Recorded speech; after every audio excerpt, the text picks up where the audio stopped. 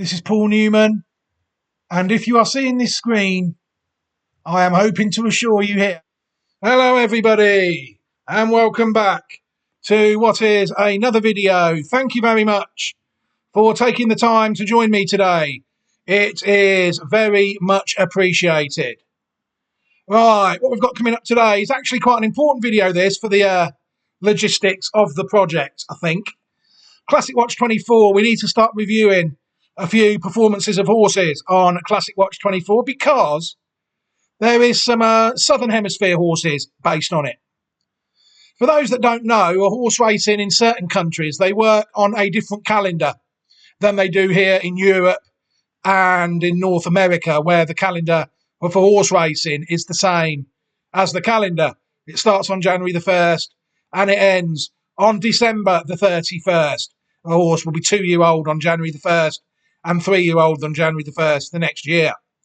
In certain parts of the world, it isn't like that. And one of the parts of the world where it isn't like that is, in fact, Australia, which was included for the first time on Classic Watch 24 last year as a bit of an experiment, which means really that there has to be 2 launches, one in August and one in January. So people need to bear that in mind, really. Australian horses that are running now are actually, the 2-year-olds in Australia will not start running until tomorrow, if that makes any sense. Well, not tomorrow, the 1st of August 2024. So what we can do now is we can take a look at the horses that were identified ahead of Classic Watch 24 and taken from the possibles list. And now that their season has finished, we can have a quick look and see how they all got on.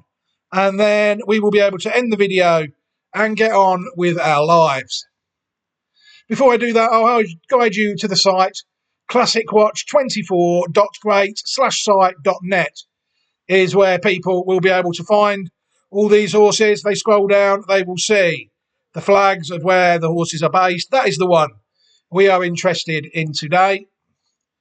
The Australian themed horses tab of Classic Watch 2024. You will see there that the horses and the videos were there in exactly the same way. 4 of them were identified at 2 and the other one was identified at 3. What I've decided to do is I'm going to have a look at them on the Australian media site, the RaceNet, just to make sure that the UK-controlled media hasn't missed any races out, so we can make sure that their race careers and their season is correct. And then we can take a look at them on the Racing Post as well, see what sort of ratings they've been running up to, see how they stack up in comparison to some of the horses people might be looking at in Australia and New Zealand. The first one we're going to take a look at is the one that was actually identified at 3. Tom Kitten, trained by James Cummings, the gelding, out of Harry Angel, out of a dam called Transfers, who herself was sired by Street Cry.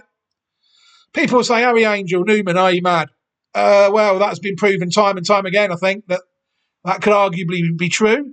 But this horse here, I'm more familiar with the dam side, any stallion can be good when given the right dam. So I had no qualms at all that this horse would stay the trips. I was looking for it to stay once I saw the pedigree of it, especially with it being from a sprint stallion. People say that he was quite highly raced this season. 10 times he raced, winning 2, and the second once and third twice. In half of his starts this season, he was in the first 3. Overall in his career, 15 starts, 4 wins, 1 second and 2 thirds. So 7 of his 15 starts in the first 3. For the Racing Post, you can see the Racing Post has his runs up to date. You'll see there that he's had a very interesting season time, Tom Kitten. That's one of my main bugbears against Australia racing, is the way they campaign the horses.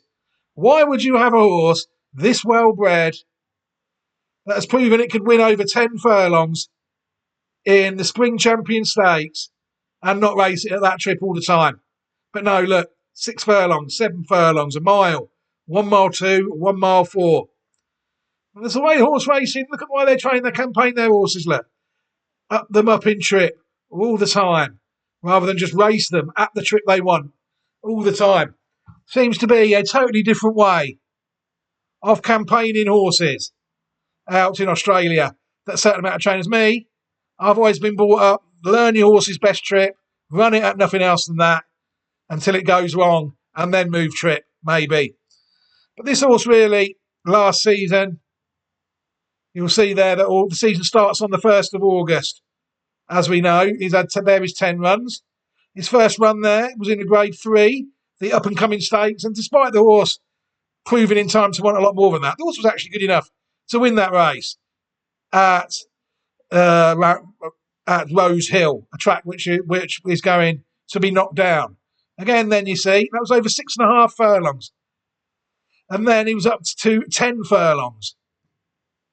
1 mile and 2 furlongs in October for his next victory at the Group 1 level in the Spring Champion Stakes, when he turned in his best performance of the year, beating Cap Ferrat by 3 3/4 lengths, running to a mark of 119, which I think was 2 less than what the Racing Post gave City of Troy in the Eclipse, for a bit of context. But again, the horse has done that. Group 1 winner, bring it back, rest it, bring it back for the summer, their autumn. And no, straight away they start messing about with the trip of the horse again. And as a consequence of that, the horse never won a race in its second spell of the season. 2 5s and 2 5s. They seem to campaign the horse in 5s, don't they? They even did it again at 2s. Look, started off in low, won over 6 furlongs and a mile at 2. But run the horse over a trip that you know he can win at, please. Beautifully bred horse. I know Tom Kitten is on the best in show dam line. One of the best dam lines I think there's ever been in horse racing. So is it versatile enough to win over Right of Trips? I think it's proved it sort of is. In the same sprint there, it's won over 6.5 furlongs and 10 furlongs. You know? But maybe they're right and we're wrong in the UK. Who knows how to bring horses on? You know, I just sit here, look at them on paper. But me, I think I've enjoyed Tom Kitten gut watch going round, even when he's been beaten, to be honest. You know, I enjoy watching my well-bred horses go round. And he's a gelding, even though the Racing Post still saying he's a colt. But RaceNet reporting he is a gelding. So I wouldn't know when the horse was gelded. Why would you geld a horse like that? But we are talking about Godolphin. After all, they've gelded a lot of better horses than this, but one pedigree-wise in the past. But for me, I don't know. He's a Group 1 winner. Will they retire him to stud if he's a colt? If he's a gelding, well, who knows what this horse is capable of next year. And hopefully they've learnt plenty about the horse now. Maybe they start him off a couple of races at a mile, then 2 at 1 mile 10, 1 mile 2, and then 1 at a mile and a half. I don't know. But either way, brilliant horse. Well pleased with him. He nearly did what I was hoping him to do. Win a Group 1 winner. Wasn't his fault it failed. Win a Group 1 winner Australia with the sire, Harry Angel, and leading on to his first Group 1 winner in Europe with a Lilac Roller, preferably in a classic. But unfortunately, a Lilac Roller only finished second in the Irish Guineas. So the plan was thwarted somewhat. But just wish he'd win a bit more often, Tom Kitten. I'm not quite sure his record flatters him for a horse as beautifully well-bred as he is. The next one, these are all identified at 2 now. Another Godolphin horse, Commemorative, trained by James Cummins, sired by I Am Invincible, out of a dam called Memorial, who herself was sired by Street Cry. People see her season, she's only raced 6 times, being in the first 3 in half of them, 3 starts, and in her career she won first time out at 2. That is why I identified her. And this season she's really got stuck into her racing a bit more, raced 6 times this year. Again, people see that the Racing Post is spot on with this horse at the moment. 7 runs for 3 wins. Yep, that's a question myself there. You'll see there that the runners were interested in. I was disappointed in the horse really this year. She is the biggest filly I've probably seen in my life. So again, over 5.5 furlongs, minimum trip last year. You know, I looked at the pedigree and I thought, this will stay a mile. But they've not really tested the horse at a mile. She only managed to win towards the end of March when she won a handicap at Wyong, a proper egg and spoon race there. But then she did show a bit of form towards the end of the season in April, finishing 4th in the Group 3 PJ Bell Stakes, where she ran to a mark which was equal to her best mark. She's dual Group 3 placed, run into a mark of 100, which by UK terms is probably fairly average. A poor listed winner. And then she managed to win.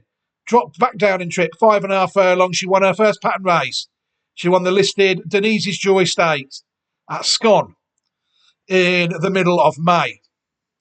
So this filly, I think personally, I'll be disappointed if this was the best of her. I will definitely say that. Time will tell. Will she come back for another season of racing, or will she be off into the shed? Time will tell. Disappointing, really, that she never broke through to the top level, because I was looking forward to her doing exactly that. The next one we're going to take a look at, top class 2-year-old, trained by Annabelle Neesham out of Eagle Farm and owned by Coolmore.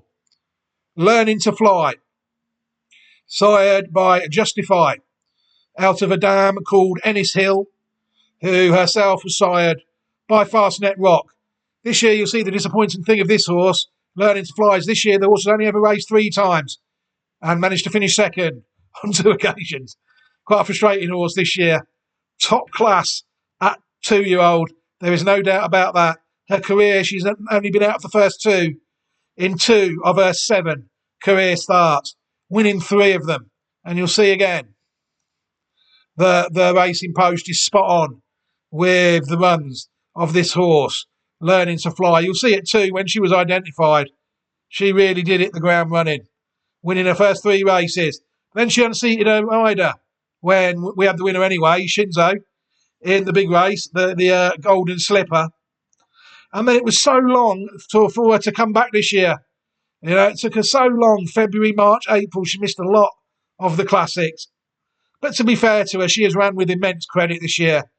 Second, beaten the nose by Kimochi in the Lightfinger Stakes, where she ran to a mark of 116. And her last 2 runs have been at Group 1 level. Surround Stakes, she was 4th, beaten 2 lengths by a nice horse, Tropical Squall in its own right. Never came right for the classics though, but I did look at that one. It was quite a well-bred horse when she ran to a racing post rating of 113 against Tropical Squall. And then, where I still can't believe she did not win this race, in April, the Robert Sangster Stakes, the Group 1 at Morfettville, where she was beaten the neck by Claiming Star, where she ran to a mark of 117. I think we're very unlucky with this horse. The thing I will point out again is I got the trick wrong. Doesn't seem to be any interest at running this horse over a mile, does it? Classics, a mile. Classics aren't for Australia want speed, don't they? 2-year-old career was absolutely fantastic. But again, she hasn't really disgraced herself at 3. But she's not been aimed at any guineas or anything. And there was certainly no trips of up and down trip to beyond a mile. But yeah, arguably unlucky. She's gone off at a decent price every time she's ran this year. And the people are arguably very unlucky not to have collected at least once. Beating the nose and the neck. That's racing. What a superb filly. Learning to Fly. A very well-bred filly. Will they come back for more? Or will she go to the paddock? Time will tell. It will certainly be one I will be keeping an eye on next season if she does race on. We looked at him there in that video where he beat Learning to Fly, another Coolmore horse, Chris Waller trained out of Rose Hill, Shinzo. 3-year-old colt sired by Snitzel out of a dam called Samaredi, who herself was sired by More Than Ready. I mean, again, Shinzo only raced 4 times this year. He saw Tom Kitten race 10 times. And the best he could manage this year was 1 3rd place. So people will automatically say my default position, their default position, obviously, on the horse, will be that the horse just never trained on from age 2 till 3. And I'm not entirely sure about that, You know me, I always take an opposite position to these people if I can. But I just don't think that the horse was campaigned properly. I think they could have easily stayed a mile with this horse and maybe gone for some guineas or something So I was hoping when I put a horse on a classic site that the horse would run in at least one classic, But no, again, not one classic run in by Shinzo this year. You'll see his total career, 8 starts, 2 wins, a second and 2 thirds. But he was the Golden Slipper winner of last year, Group 1 winner. But again, you see, I'm starting to learn a bit more now about Australian racing. Again, to be fair to the Racing Post, they are spot on with the amount of runs that the horse has had. So we really can take a look at him properly. You'll see there where he beat Cylinder, who Cylinder had no trouble winning a Group 1 at 3. He rated 121 there when he won the Golden Slipper. But this season again, look, 7 and 6 furlongs. They even campaigned him against the older horses in races like the Everest, rather than run him against his own age group in a Guineas over a mile, which to me was absolutely baffling. I don't know what they were trying to do. But the horse has ran with credit on a couple of occasions. He was third in the Coolmore Stud Stakes, a race I'm sure they'd have liked to win. Sponsor it themselves, running to a mark of 115 behind Osmosis. And then he was even beaten at Group 3 level towards the end of March in the Star Kingdom Stakes, running to a mark of 114. He's beaten by 2 lengths there. But again, the prices were okay, but the horse just didn't win a race. Very disappointing. But the 15 to 1, 17 to 5 at 2, if you follow these horses all through their career, despite a very poor 3-year-old campaign, I think it's fair to say that Shinzo has done all right. Coolmore obviously thinks so. Shinzo is at stud now. Baby Shenman's around. Shinzo's around.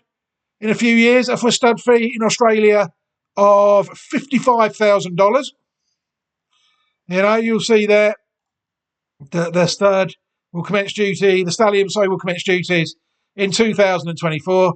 He was a champion 2-year-old in Australia. I never knew that. In 2022, the slipper winner. And you'll see there some very nice horses, including, Prost even gets on here. Look. There's Prost, the possible for next season. Of course, he won the Group 3, didn't he? Canterbury Stakes. And you'll see there other horses that we knew he was related to, with those that watched the video knew he was related to. So again, despite him not running in a classic and that, it's quite hard to say that Shinzo has failed. He's got to stud at £55,000 a go. But again, just wasn't campaigned in the way I was hoping him to be campaigned. The last horse we're going to take a look at is the Kennewell and Yeoman's trained I Am Unstoppable, trained out of Cranbourne. It's another one sired by I Am Invincible, out of a dam called Satin Slipper, who herself was sired by Piero. Now this horse, I will say, I think has been very unlucky this year.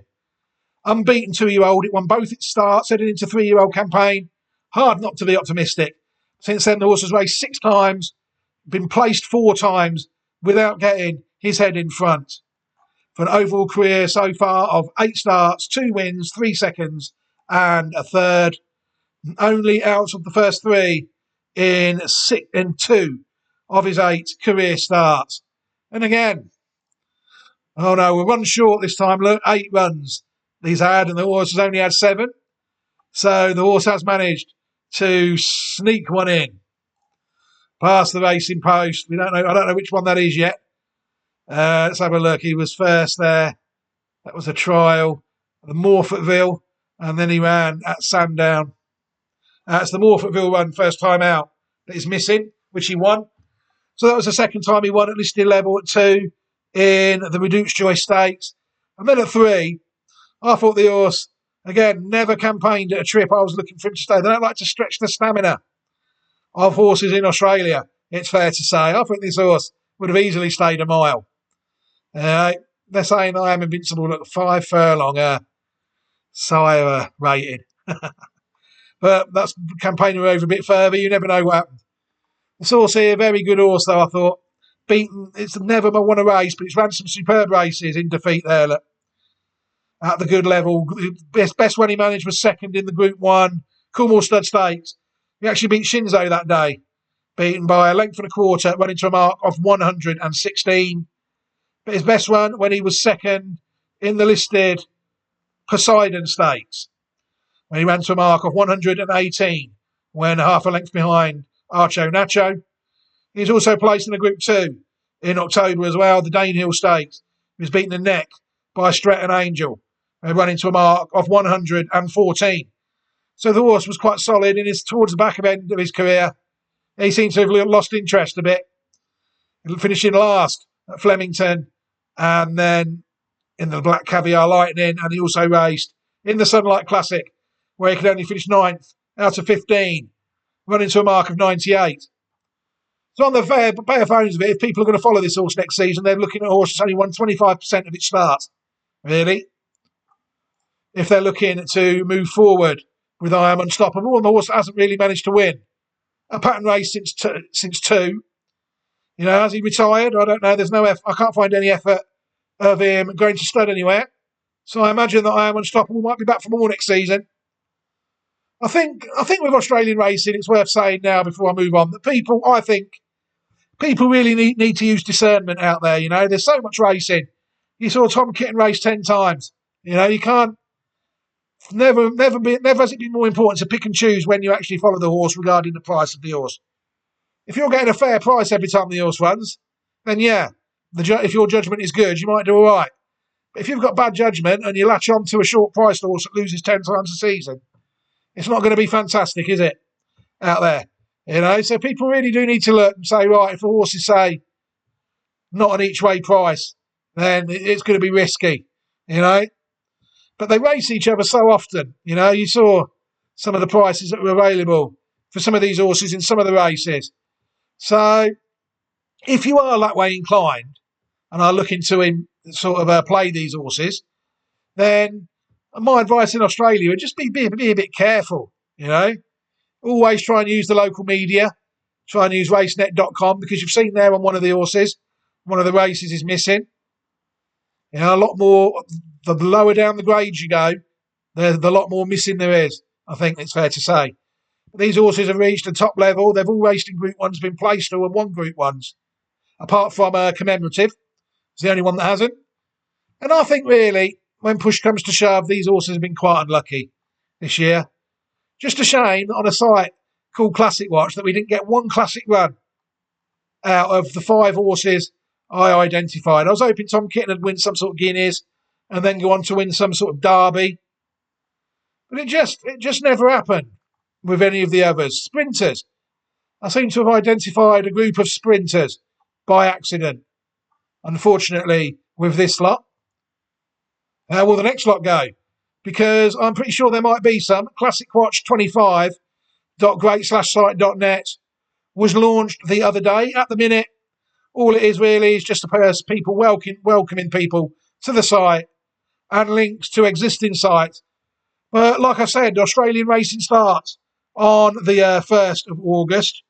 So we might be getting ready to hit the ground soon. And this year, Classic Watch 25 is going to try and add to its Southern Hemisphere portfolio by doing Argentina for the first time as well. There's a video on Patreon that's showing all the horses that are in that process at the moment. But I'm hoping to get more 3-year-olds that are looking to at least run in some sort of trial for the Guineas. And then maybe we might find some classic horses this year, eh? Rather than try and predict what they're going to run in and fail miserably. Let's wait and see if they can win any trials first. But the only problem with that is it gets a bit reactionary, you know. That's what I'd like to have a few on side before they win, really. But, yeah, very interesting horses, those 5 Australians. ClassicWatch25.great/site.net moving forward. And obviously we've got the Southern Hemisphere season is still well underway on ClassicWatch24.great/site.net. See what I did there? The genius of naming websites. Right, I'm going to end this video here now. Very interesting, I thought, to see how Classic Watch 24 performed in the Southern Hemisphere. You could argue that to identify 5 horses and only one of them win a pattern race, and that be a listed race, that people will say that site has done no good. But having sat through the journey with these horses, I know how unlucky some of them have been. You know, it's just the variance of horse racing. If variance is the only thing that's beating you, then I think you're doing a superb job. You know, it's like, you've just got to keep going, which is hopefully what we'll be doing on Classic Watch 25. Right, I'm going to end this video here now. What I'll do is I will leave a copy of a playlist for Classic Watch 24 so people can see what is going on with the site through the creation of it. And I will also give everybody an opportunity who has watched this video and has chosen not to subscribe to the channel, an opportunity to subscribe to the channel so they don't miss any more content moving forward. But for now, I'm going to leave this video here. Have a fantastic day. Glorious Goodwood coming next in England. Next week, I think it is. I might do some sort of video like we did for the July meeting at Newmarket. With that one, I'll round up all the horses and see what we've got running at Goodwood. We'll see how much time I've got left for that. Hopefully, it might happen. But it might be a bit more difficult, though, because it's a longer week. Might have to do it in 2 days. 2 videos, sorry. Tuesday and Wednesday, and then Thursday, Friday and Saturday or something. Because the way they enter horses, if I do it Monday, they might not have declared for Saturday, that sort of thing. Suppose we do it Monday afternoon, might get away with it. But that is for another day. Right, take care, everybody. Have a fantastic Thursday evening, and take care. Goodbye.